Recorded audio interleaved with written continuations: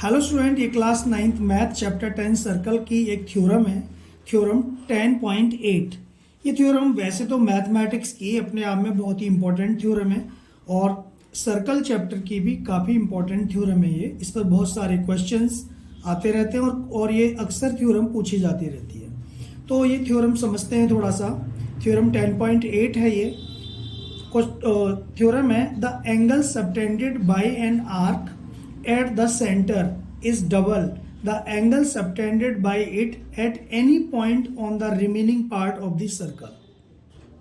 कहने का मतलब ये है the angle subtended bye an arc eight the centre, मतलब कोई आर्क, ये एक पी क्यू आर्क है, इस आर्क पर ये एक एंगल बन रहा है, सेंटर पर एक एंगल बन रहा है पी ओ क्यू, ठीक।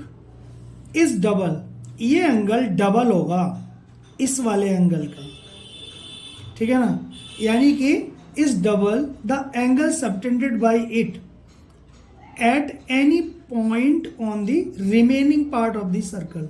सर्कल के रिमेनिंग पार्ट पर, बचे हुए हिस्से पर, यहां से लेकर यहां तक कोई भी एंगल बनेगा तो वो एंगल, ये वाला जो एंगल है सेंटर पे, वो डबल होगा इस एंगल का। यानी कि angle POQ is equal to 2 into angle PAQ।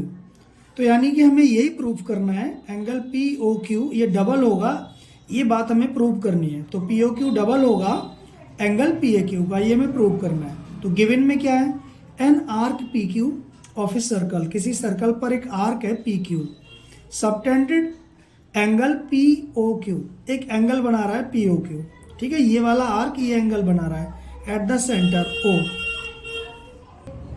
और angle PAQ at a point A, और ये वाला जो एंगल है PAQ A पॉइंट पर एंगल बना रहा है ये, और remaining part of the centre, centre के रिमेनिंग पार्ट पर है ये।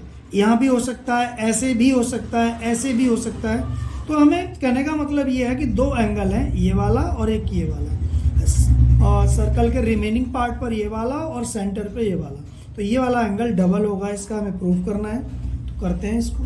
तो बच्चों सुविधा के लिए नेमिंग कर देते हैं। ये एंगल 1 मान लो, ये 2, और एंगल 3, और ये 4, ये 5, और ये 6। अपनी तरफ से हम नाम कुछ भी दे सकते हैं इनको, ये ज़रूरी नहीं है कि यहाँ 5 ही हो, कुछ भी हो सकता है।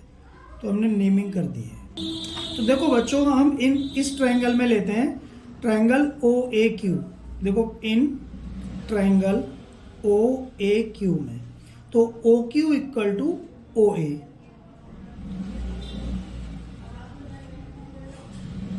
OQ equal to OA। बताओ क्यों होगा?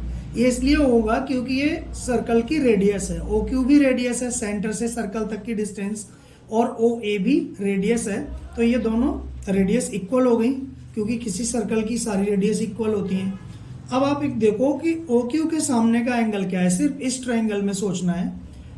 OQ के सामने का एंगल 4 है, और OA के सामने का एंगल 6 है ये।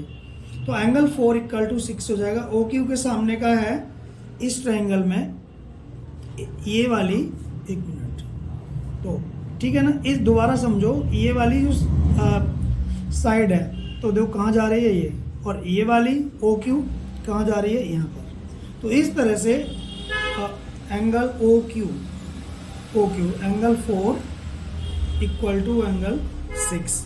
और रीजन क्या लिखेंगे, angle opposite to equal sides are equal, मतलब इक्वल साइड्स के अपोजिट एंगल भी इक्वल होते हैं। क्लास 9th चैप्टर 7 में थ्योरम है, ठीक है। तो ये एंगल 4 साइड इक्वल होने से एंगल इक्वल हो गए। तो एंगल इक्वल हो गए, तो अब देखो, हम, आपको पता है कि एक्सटीरियर एंगल प्रॉपर्टी लगा रहे हैं इसमें। एक्सटीरियर एंगल प्रॉपर्टी आप जानते होंगे शायद, angle 2 equal to angle 4 plus angle 6। ये क्या होती है एक्सटीरियर एंगल प्रॉपर्टी? मैं समझाता हूँ आपको कि मान लो एक ट्रायंगल है ये, इसका एक एक्सटीरियर एंगल है 1, और ये है 2, और ये है 3। तो जो आउटर एंगल होता है वो इस अपने इंटीरियर अपोजिट एंगल के इक्वल होता है सम के, angle 1 equal to angle 2 plus angle 3। ऐसे ही ये आउटर एंगल है इस ट्राइंगल का, और ये वाला आउटर एंगल 2 जो है 4 प्लस 6 के इक्वल होगा। तो ऐसे ही कर दिया हमने, यहाँ लिख दो एक्सटीरियर एंगल प्रॉपर्टी। ठीक है बच्चों, तो एंगल 2 इक्वल टू, तो एंगल 4 और प्लस एंगल 6 को भी एंगल 4 लिख सकते हैं कि नहीं लिख सकते, क्योंकि 4 इक्वल टू 6 है, तो 6 की जगह पे हमने 4 रख सकते हैं और 4 की जगह पे 6, लेकिन हमें सेम बनाना है और यही वाला सेम बनाना है, तो 4 प्लस 4, तो एंगल 2 इक्वल टू 2 एंगल 4। ठीक है बच्चों, ये समझ में आ गया होगा। जो एंगल 2 है 2 एंगल 4 है ये, तो इसको नंबर 1 दे दो। छोटी सी थ्योरम है, बहुत बड़ी नहीं है। और सिमिलरली हम इसको ऐसे ही हम इसमें करेंगे कि एंगल 1 इक्वल टू 2 एंगल 3 हो जाएगा ये। तो सिमिलरली इन ट्राइंगल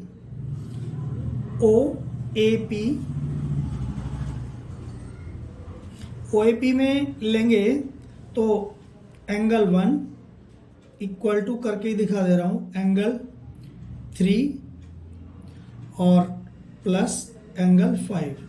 तो ऐसे इसमें ये हो जाता है, ये मैंने लाइन लिखी नहीं है।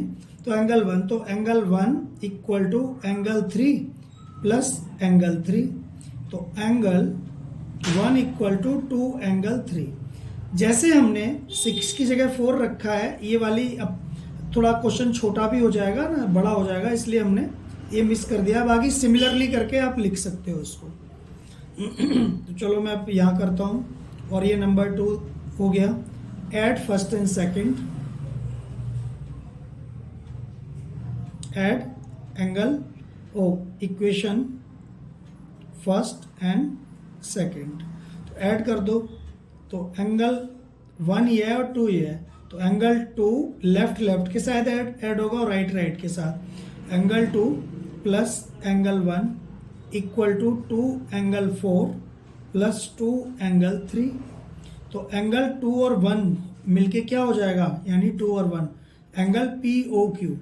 तो एंगल POQ आ गया ये, एंगल POQ इक्वल टू, इसमें से 2 कॉमन ले लीजिए, तो एंगल 4 प्लस एंगल 3 बचेगा। तो angle POQ equal to 2, angle 4 और 3 को प्लस करोगे, ये मत समझ लेना 7 हो जाएंगे, वो तो एंगल है, ऐसे प्लस नहीं होगा। ये 3 और 4 ये है, एंगल 3 और 4 को प्लस करने पर यहाँ देखो एंगल 3 और 4 प्लस करोगे तो PAQ होगा, एंगल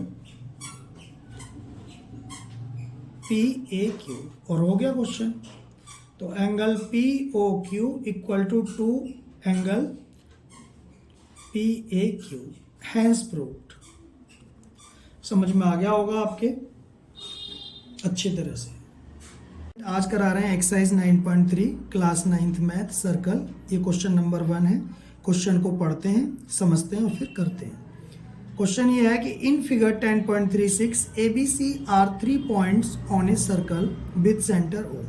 एक सर्कल है जिसका सेंटर O है और उस पर 3 पॉइंट हैं ABC, ठीक है, जिसमें BOC 30 डिग्री है और AOB 60 डिग्री है, AOB, ठीक है ना। If D is a point on the circle other than arc ABC, arc ABC के अलावा इतने हिस्से पर एक D पॉइंट है, तो हमें ADC फाइंड करना है। क्वेश्चन एक लाइन का ही है, वैसे बहुत इजी है, करते हैं, देखते हैं। आपने बच्चों एक थ्योरम पढ़ी होगी, थ्योरम 10.5, जिसमें ये बताया गया है थ्योरम 10.5 में कि सेंटर पर जो एंगल बनता है सर्कल के रिमेनिंग पार्ट पर बने हुए एंगल का वो डबल होता है। यानी कि ये वाला जो एंगल है AOC वो डबल होगा ADC के। तो हमने यहाँ लिख दिया है angle AOC equal to 2 into angle ADC, यानी AOC जो है ये वाला एंगल डबल होगा ADC के। यही थ्योरम है 10.5। तो AOC, ये 2 एंगल बने हुए हैं AOC में, AOB और BOC। तो AOB कितने डिग्री है, 60 डिग्री प्लस, और ये 30 degree equal to 2 into angle A D C. तो 60 और 30 90 हो गए, 90 equal to 2 into angle A D C. तो ए डी सी निकाल लो यहाँ से, angle A D C equal to 90/2, तो ये 45 डिग्री। तो angle A D C equal to 45 degree, और ये हमारा आंसर हो गया। अच्छी तरह समझ में आ गया होगा आपको।